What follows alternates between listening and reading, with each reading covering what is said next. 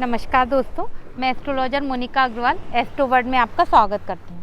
आषाढ़ मास की पूर्णिमा तिथि को गुरु पूर्णिमा के पर्व के रूप में मनाया जाता है। 2022 की जो गुरु पूर्णिमा है वो 12 जुलाई को मनाई जा रही है। ज्योतिष शास्त्र में देव गुरु को ही बृहस्पति देव भगवान का और विष्णु भगवान का रूप माना गया है और विष्णु भगवान से ही हमारे घर में सुख संपन्नता, धन और खुशी आती है। वो ही हमारी इन सारी चीज़ों के कारक हैं। क्योंकि देखिए, ये तो सब जानते हैं कि विष्णु भगवान का निवास क्षीर सागर में है और महालक्ष्मी माँ क्षीर सागर में उनके चरण दबा रही हैं। यही प्रतिमा जो है वो सब लोग देखते हैं उनकी।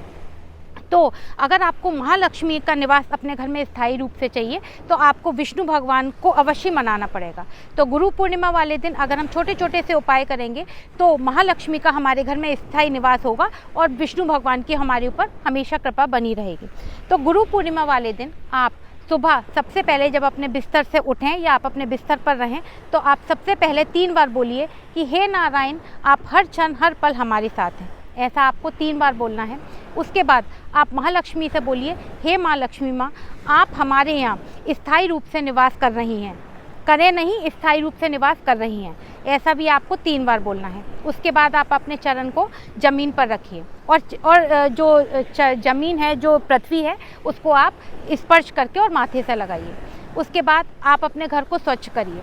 स्वच्छ करते समय आप समुद्री नमक, जो कि समुद्र से उत्पन्न हुआ है, उससे अपने घर का पोंछा लगाइए। क्योंकि देखिए, ये जो ब्रह्मांड है, ये जो दुनिया है, वो 2 चीज़ों पर ही टिकी हुई है, एक पॉजिटिविटी, एक नेगेटिविटी, यानी कि एक सकारात्मकता और एक नकारात्मकता। अगर हमारे घर में सकारात्मकता है तो हमारी किसी भी काम में कोई भी विघ्न बाधा उत्पन्न नहीं होती है।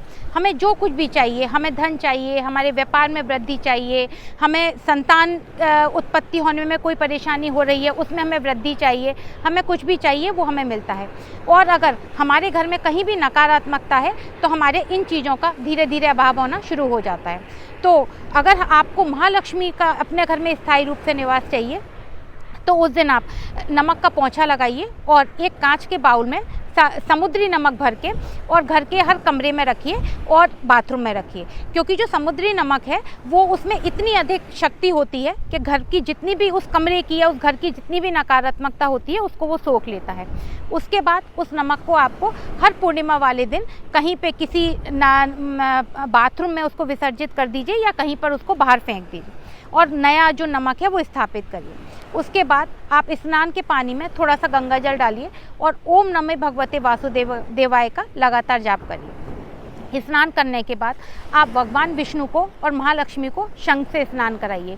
शंख, जो कि जब समुद्र मंथन से जो 12 रत्न उत्पन्न हुए थे उनमें से एक रत्न माना गया है और क्योंकि वो महालक्ष्मी के साथ ही उत्पन्न हुआ है तो इसीलिए उसको महालक्ष्मी का भ्राता भी माना गया है।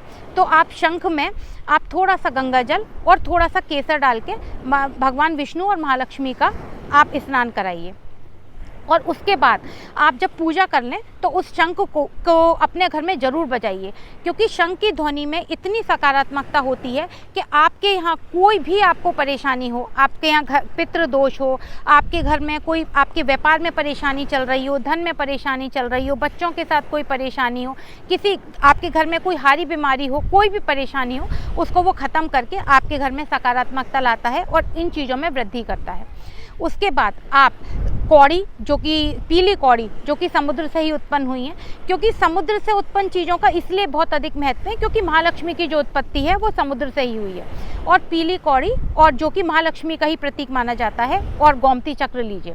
गोमती चक्र जो है वो समुद्र की रेत में मिलते हैं और वो उनकी पीठ थोड़ी उठी हुई होती है और उन पे जो चिन्ह होता है वो ऐसा लगता है जैसे 7 बना हुआ हो। आप 7 गोमती चक्र लीजिए और 7 कौड़ी लीजिए। और इन जो कौड़ी हैं और गोमती चक्र है उसमें इतनी अधिक शक्ति होती है कि अगर आपके घर में कोई वास्तु दोष भी होता है तो वो भी ख़त्म हो जाता है।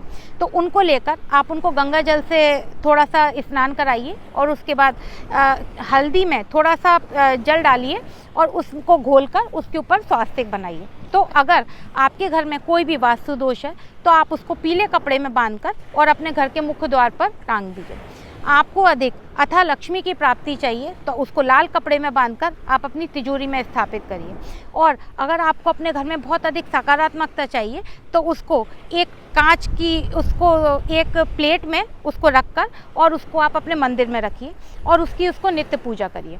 अगर आप ऐसा करते हैं तो विष्णु भगवान के साथ में महालक्ष्मी का निवास हमेशा आपके घर में रहता है। नमस्कार दोस्तों, मेरा वीडियो कैसा लगा आप प्लीज़ नीचे कमेंट सेक्शन में लिखिए और मेरे वीडियो को ज़्यादा से ज़्यादा शेयर करें।